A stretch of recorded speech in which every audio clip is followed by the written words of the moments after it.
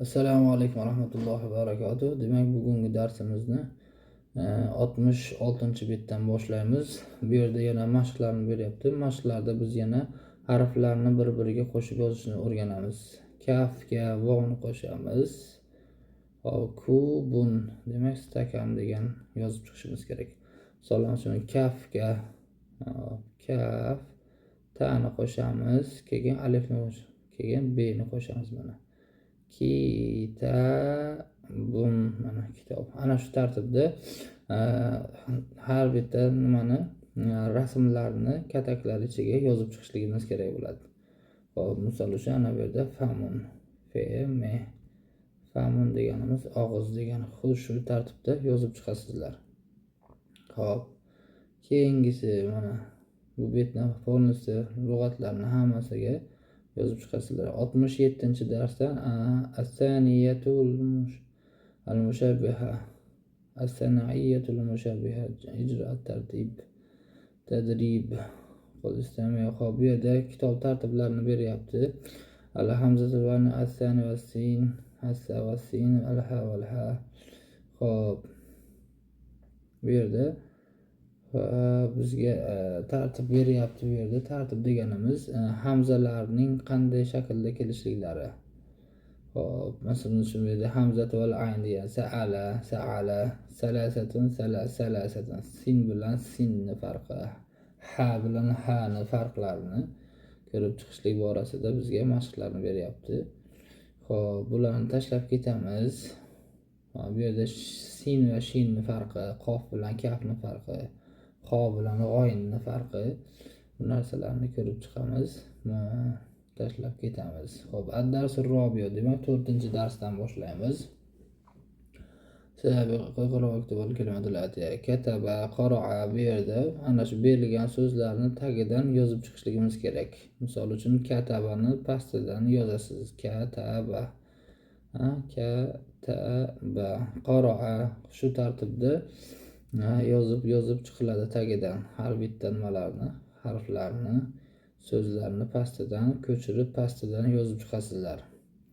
Xo'p, ad-darsul xomisu demak 5-dars deyapti. Haza, haziga. Ana shu joyda endi demak bu yog'iga grammatika ketadi. Xo'p, ad-darsul xomisu demak 5-darsimiz haza, ya'ni haza deganimiz bu degani. Demak, bu bunday qilsak kirillcha bo'lar ekan. Bu degan so'z degani haza, bu ya'ni o'g'il bola uchun bu, hazihi demak qiz bola uchun. Mujskoy rodda haza, женский rodda hazihi deb ishlatamiz.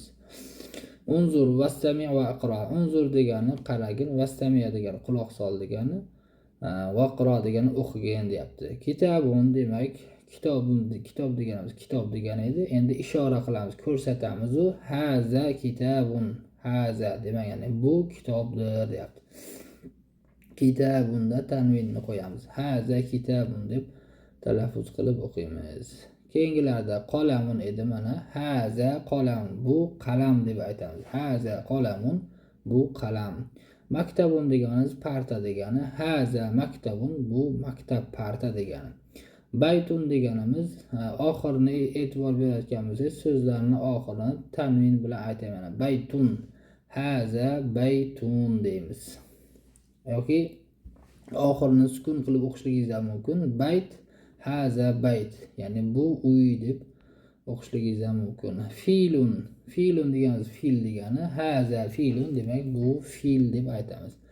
Savrun deganimiz buqa degani. Haza savrun, bu buqa deymiz. Xo'p, ana endi jamalun deganimiz tuya degani, erkak tuya. Haza jamalun, bu tuya.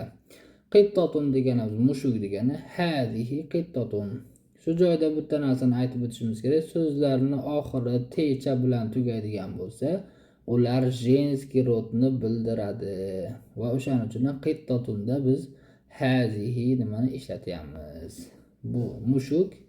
Bu mushuk deganimizda oxiri t bilan tugagan женский rod, ya'ni muannas bo'lganligi uchun unga muannas, ya'ni женский rod muomalasini qilib hazihi qittatun deymiz. Va keyingisi mana dajajatun degan so'zimiz, ya'ni tovuq ham techa bilan tugaganligi uchun dajajatun, ya'ni tovuq. Hazihi dajajatun, ya'ni bu tovuq deb aytamiz.